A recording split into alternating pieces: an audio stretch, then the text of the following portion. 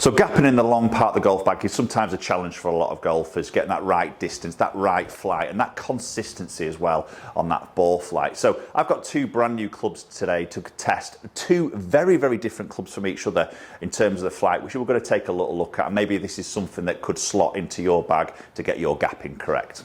So certain golfers might not get on with a rescue club, typically a club that is designed to really get the ball nice and high up in the air, real sort of soft landing area. So great for certain golfers who struggle to do that, but not everybody does. And somebody might just want that little bit more of a lower, more penetrating ball flight, something that's a little bit more controllable potentially in the wind.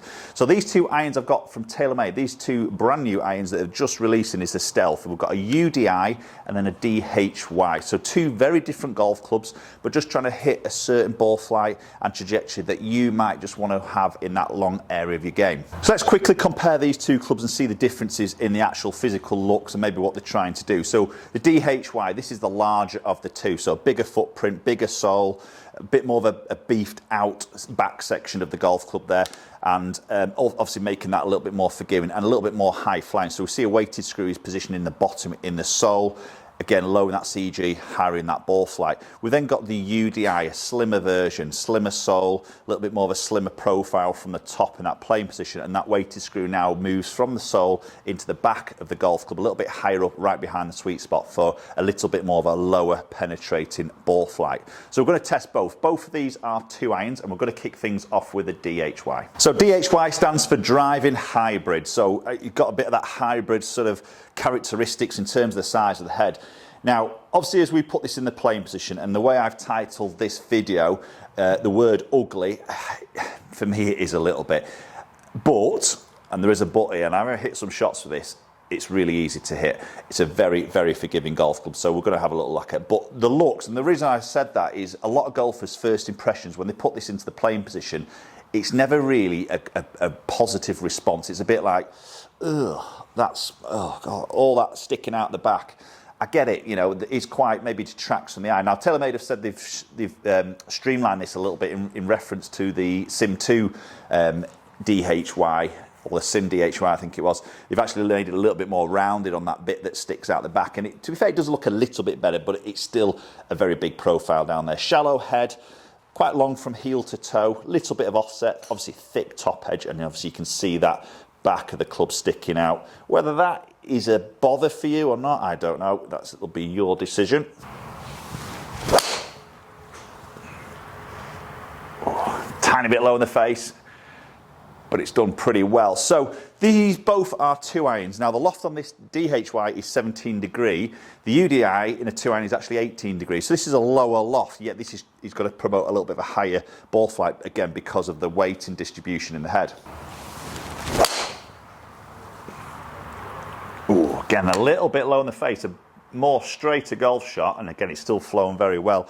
And that probably just leads me on to this through slot that we see in many golf irons from TaylorMade, that slot in the bottom of the sole, which basically for that particular strike, which I've caught low, is going to create some flexing and keep that ball speed up on those slight low strikes. So as we mentioned, this weighted screw, you can see it directly in the middle in the sole of the club. So obviously that's getting that weight as low as they possibly can, to get that CG low, which obviously helps to hit that higher ball flight. We've got the air speed foam inside, which we see with the P790, that lighter material than we've seen in the previous speed foam, which obviously saves a few grams of weight. That is probably going to be repositioned into this weighted screw at the bottom, again helping with that ball flight. Definitely fills you with confidence down by the ball. You know, we've seen a lot of that back of the golf club. It feels like you've obviously got some sort of real estate right behind that golf ball. Yeah, see that flight really quite nice and high there. So I think for anybody who's trying to get a ball flight up in the air and needs maybe that little bit of help, a bit more for that forgiveness, then I think the DHY is a really sort of good option if you can get past the look of it, of course. So availability wise in these is a 2, a 3, a 4 and a 5. So clearly you can replace those long irons with something with a bit more help. Again, it's all about trying to gap that distance in that area of your golf bag. Again, as I mentioned before, it's a challenge for many golfers to really get that distance consistently gapped. Wow. I mean, that's just up and away. That is really launching quite high. The descent angle there is going to be coming in a little bit steeper there for a 2 iron, Bearing in mind, that's a great carry there. 243 carry, that's just up and out and going forward. In a way, I'm starting to grow on it. As I mentioned, the looks is so far from what I would want to sort of see really in an iron, but when you start to see that shots like that and the ease of use, it starts to grow on you. Now, the other thing that's going to help a little bit with that ball flight is the shaft. So we've got the Ascent shaft now, and this is a 75 gram in this. Now, there's a couple of different flexes in this. This is actually a stiff in a 75. The regulars are 65, and then the A flex, the senior flex, is 55. So quite a light shaft there. Again, it's getting that bit of that softness, a bit of that kick at the bottom to deliver some loft, to get that, obviously, that ball kicking up and flighted a little bit more. And the shaft length is ½ as standard, ½ inch longer than the equivalent in the UDI. So this UDI 2 iron I'm going to use in a minute is actually ½ inch shorter than this. So obviously that's going to help with a little bit of club head speed. That's lovely. That is really nice. This goes so high. So the challenge there, maybe, I'll show you some ball flights I've hit outside with the shot tracer there. You know, can we knock this ball down? You know, if we wanted to, I'm just thinking, if we turn back into the wind, do we want it all the way up there? Could you potentially knock this ball flight down? And again, I played around with this outside. I'll show you the shot tracer on the screen. It felt relatively easy to do it. Now, obviously, I'm going to make a little change in my start position, a little bit of a technique change. So the ball's just going to nudge back a tiny bit. I'm just going to let the handle sit forward a little bit. I'm just going to feel like I cover that golf ball a little bit more, just to control the loft delivery. Yeah, I mean, granted that was a touch off the bottom, but I'll take that all day and definitely come out at a different trajectory. You can see that launch much lower. Right, so switched over into the UDI. So as I mentioned now, playing position in relation to that DHY, a very different looking golf club. Very similar on the length of the blade, so the heel to the toe.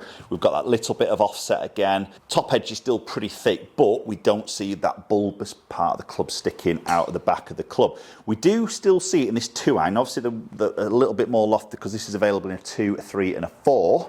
So maybe that more lofted one of the 4, you probably wouldn't see that sticking out. But with this 2 iron, we just see a little bit, but it's definitely not as eye-catching as we see in the DHY. Oh, wasn't the perfect of strikes, but that has definitely come out in a lower trajectory. A little bit flatter on its flight.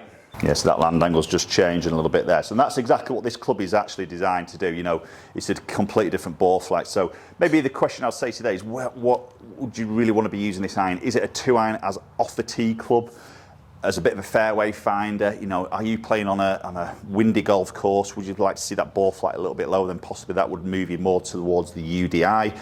Or do you struggle to actually get the ball in the air? Then obviously the DHY has massive advantages with that weight to then get the ball flighted. So really got to dial this into your specifics of your delivery, maybe where you play, and really where you're going to want to use this on the golf course as well. Touch pulley, but definitely a more flatter forward flight. Feel much more confident with that into the wind without having to really manipulate that sort of ball flight down in terms of stance and that loft delivery. So I mentioned this is a 2 iron, it's an 18 degrees, so actually more loft than the DHY, but because that weighted screw now has moved from the sole of the club into the back and slightly higher up the club face, we then get that flight a little bit lower. Yeah, 10. Touch low in the face. That's where that speed slot will just help me out a tiny bit with some ball speed, but I can feel that. But again, it's that lower flight. Take that all day long. Just feels a little bit maybe harder off the club face in relation to the DHY, maybe because the sort of cavity isn't quite, or the hollow head isn't quite as large as the DHY potentially. The shaft's also a little bit different. Again, it's a Ascent shaft, but a different weight now, a little bit heavier. So this is an X at 100 gram. They do a stiff in 90.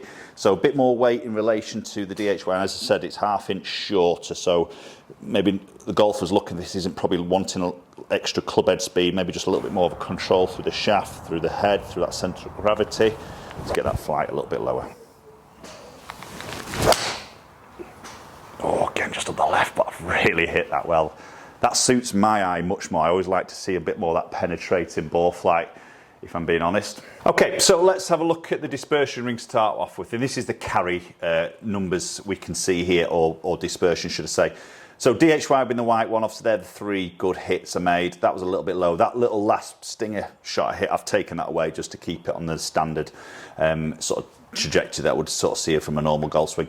Obviously that's the first one, which was a bit of a leaky short one, wasn't it? But you can see the carry distance there, a little bit more than the UDI, you know, with that little bit of extra launch, a little bit of extra height, potentially a little bit more that speed, which we'll have a look at in a minute. Just create that little bit more of a carry distance, which is pretty typical we're going to see. Obviously the UDI being the orange one there, a little bit more consistent on the actual flight in terms of the sort of dispersion, the miss in a way, didn't get that right, miss as much with that. A little bit tighter, but obviously not quite as long. So we look at the side-on version. I think just going back to this height of the ball flight a little bit as well. So we can see the white, again, the DHY, got a couple a little bit low in the face, which obviously just drops it a tiny bit, but it's probably not a bad one to look at those, are they? You know, because sometimes we do hit it low in the face strike, don't we? And it's obviously always going to pop that launch out lower. But if you've got weight more lower in the head, you can still get a decent flight on it.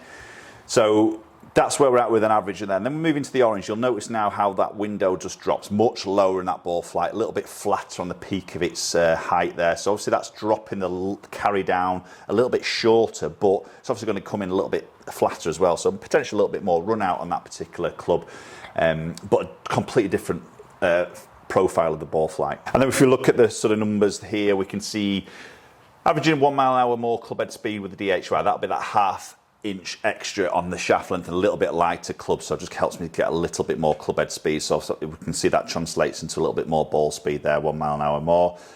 Launch a little bit higher. Again, I've got a couple low, but I did equally with the UDI, but as an average, you see 9.5 against 11.1, even though it's less loft. Again, really that centre of gravity making a big impact on there. Touch more spin, 3,268 against just over 3,000 against the UDI, and you can see there's that carry distance there. But look at the total distance, it's very, very similar, isn't it? Even though there's a bigger difference of carry, the run out is relatively the same. And obviously run out we can't control, you know, it'll land on what it wants to land on, won't it? And that might be different, but as an equal on this particular test, you can see the difference of the run out is quite minimal. Height wise, big difference, 65 feet average, 80 feet. So there's that trajectory which we've just sort of seen. Okay, so comment down below, are you a DHY player or would you be a UDI? I'd love to hear your thoughts as always. Appreciate you watching the video and hopefully we'll catch up with you all very soon.